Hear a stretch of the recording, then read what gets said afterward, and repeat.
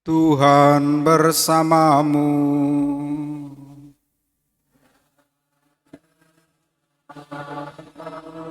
Inilah Injil suci menurut Lukas.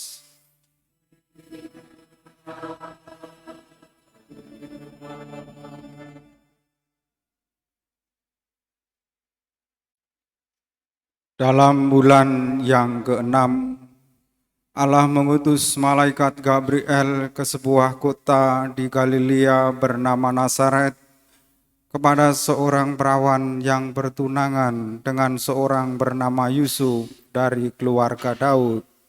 Nama perawan itu Maria. Ketika datang kepada Maria, malaikat itu berkata, "Salam, hai engkau yang dikaruniai, Tuhan menyertai engkau." Maria terkejut mendengar perkataan itu, lalu bertanya di dalam hatinya, apakah arti salam itu?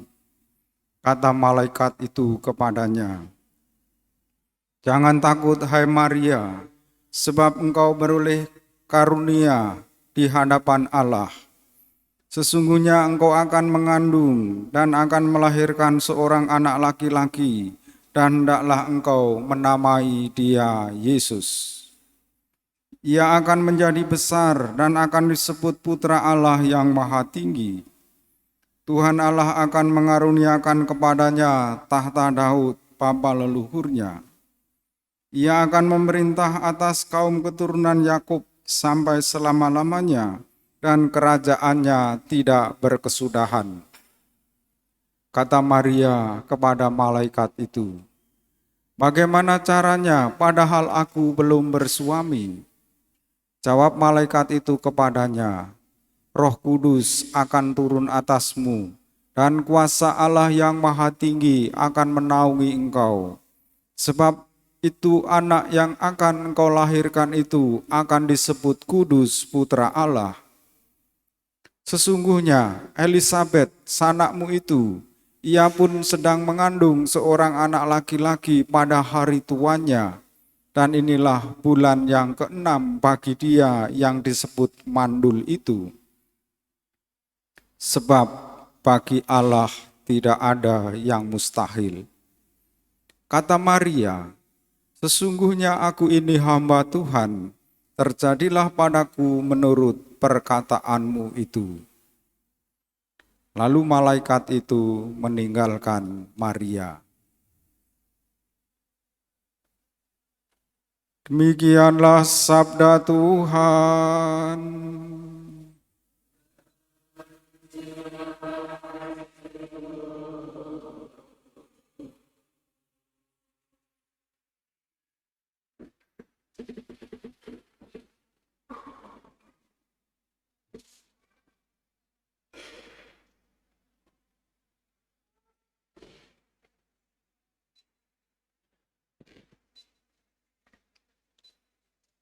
Umat Allah yang terkasih, pada minggu Advent keempat ini kita diajak untuk merenungkan orang yang terlibat langsung dalam peristiwa kelahiran Yesus, yaitu Maria. Dalam setiap kelahiran pastilah seorang ibu yang sungguh tahu sekaligus menghayati dalam seluruh proses itu. Mari kita merenungkan agar kita boleh memetik dari peristiwa Injil hari ini untuk menyambut Natal. Dikisahkan bagaimana malaikat Gabriel diutus ke sebuah kota kecil di Galilea, di sebuah utara tanah suci, kepada Maria yang diperkenalkan dalam Injil sebagai perawan yang bertunangan dengan seorang yang bernama Yusuf dari keluarga Daud. Setelah mengucapkan salam, Gabriel memberitakan bahwa seorang anak laki-laki akan lahir dari Maria dan hendaknya ia diberi nama Yesus. Ia akan menjadi besar dan dinamakan Anak Allah yang Maha Tinggi dan akan dikaruniai kekuasaan tanpa batas. Sebagai manusia biasa, Maria tentu bertanya karena ia belum bersuami. Tetapi jawaban malaikat jelas, tak ada yang mustahil bagi Allah. Bahkan Gabriel menjelaskan, Elisabet, saudarimu itu yang sudah lanjut usia pun kini sedang mengandung 6 bulan. Yang terjadi sekarang lebih besar. Anak yang akan dilahirkan Maria itu disebut kudus, anak Allah. Karena Maria akan dikaruniai kuasa Allah dan Roh Kudus akan turun ke atas dirinya.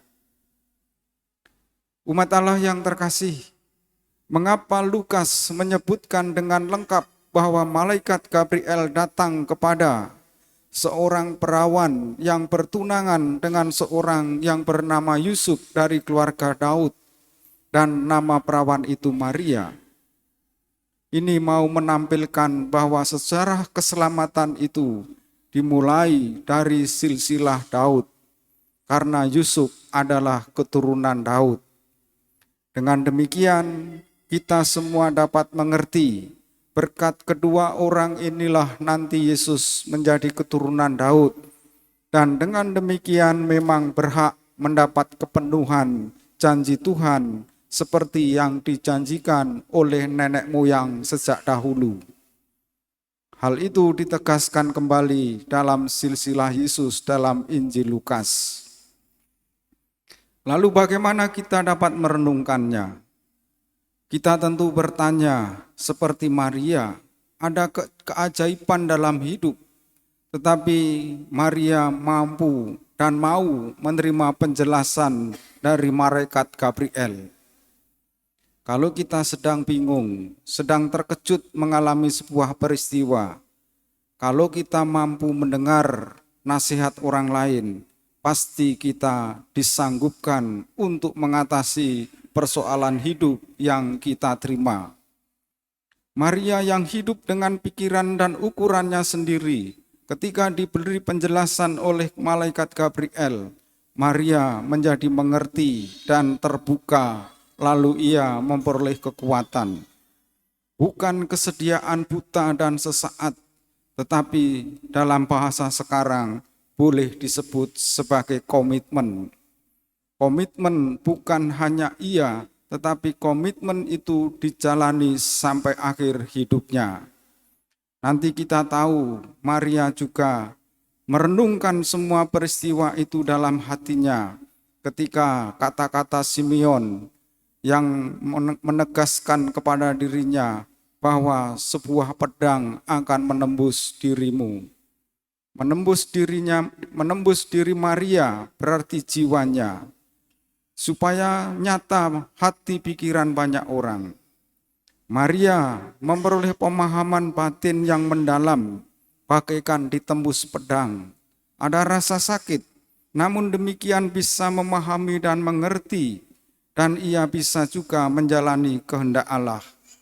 Dan pengetahuan seperti itu bukanlah asal pengetahuan, tetapi sebuah kesediaan, sebuah kesanggupan untuk menimbang-nimbang apa maksud Yesus kecil yang ditemukan kembali dalam bait Allah yang akan kita dengar dalam Injil Lukas bab 51.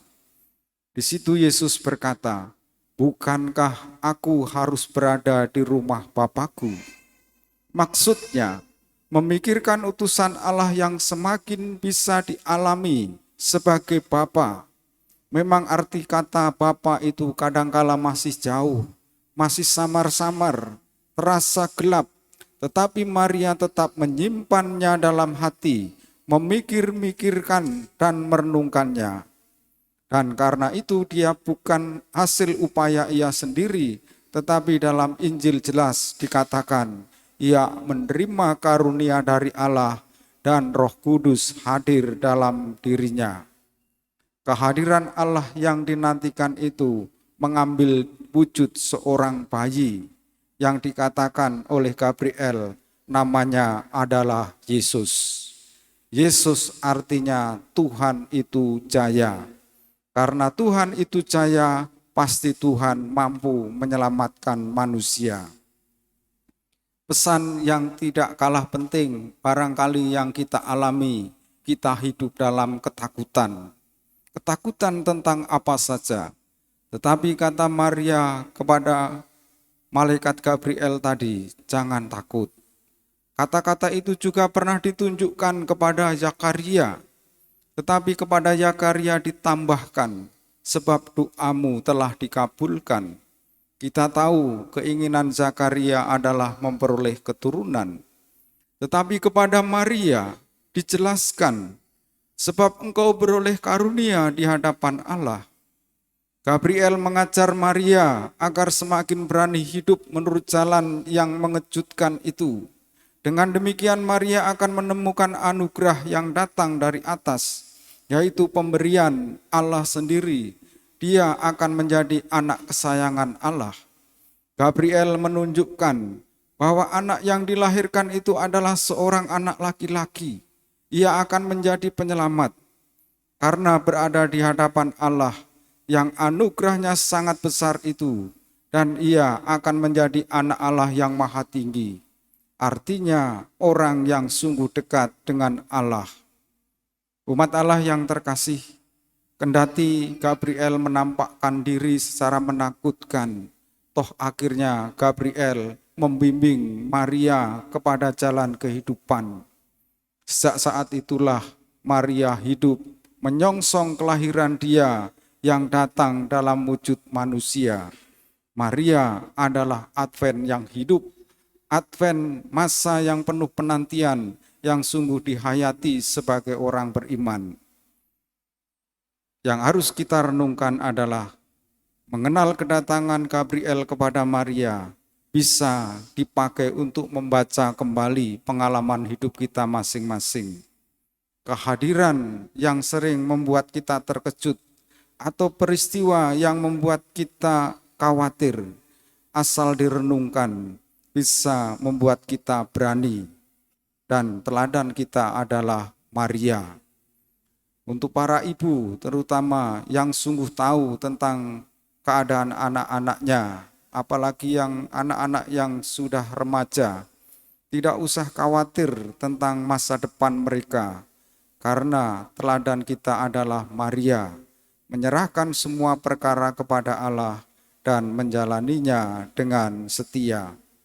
Semoga nanti malam kita boleh merayakan malam Natal dan besok kita merayakan hari raya Natal. Dengan merayakan Natal kita mengucapkan secara tulus kepada sesama kita ucapan selamat Natal, ucapan kelahiran baru, sehingga kemuliaan Allah dinyatakan dalam hidup kita dan kita mengalami damai sejahtera. Ada damai di hati, ada damai di bumi, karena Yesus lahir dalam hidup kita.